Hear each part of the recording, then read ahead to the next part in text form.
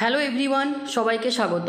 তোমাদের টেকনিক্যাল এডুকেশনের চ্যানেল গোপাল চ্যাটার্জি ম্যাথামেটিক্সে West Bengal state council of technical and vocational education and skill ডেভেলপমেন্টের তরফ থেকে আজ অর্থাৎ 11ই জুলাই প্রকাশিত হয়েছে একটি নতুন নোটিশ, এবং নোটিশের যে বিষয়বস্তু সেটা হচ্ছে ট্রান্সফার সংক্রান্ত। আমরা প্রত্যেকেই জানি যে স্টেট কাউন্সিলের তরফ থেকে প্রকাশিত হয়েছিল 28শে জুন 2024 ট্রান্সফার সংক্রান্ত নোটিশ। যদিও ট্রান্সফারের যে অ্যাপ্লাই বা অ্যাপ্লিকেশন লিঙ্ক সেটা এখনও আসেনি, তো স্টেট কাউন্সিলের তরফ থেকে ট্রান্সফার সংক্রান্ত নতুন যে নোটিশ এসেছে কি সেটা চলো আমরা দেখে নিই।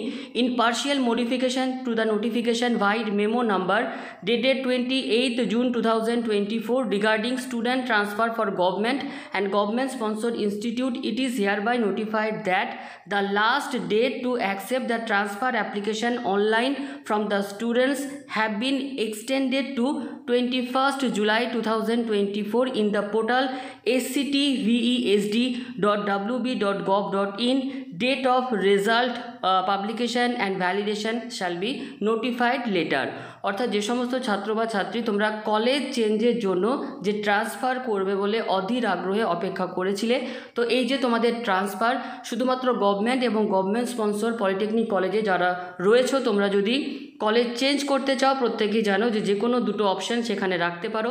তো এই যে অনলাইনে অ্যাপ্লিকেশন সেটা কিন্তু যে ডেট সেটা কিন্তু বাড়িয়ে করা হয়েছে 21শে জুলাই 2024 পর্যন্ত, এবং ট্রান্সফারের যে রেজাল্ট বা ভ্যালিডেশন তার নোটিশ কিন্তু পরবর্তী ক্ষেত্রে স্টেট কাউন্সিলের তরফ থেকে প্রোভাইড করা হবে।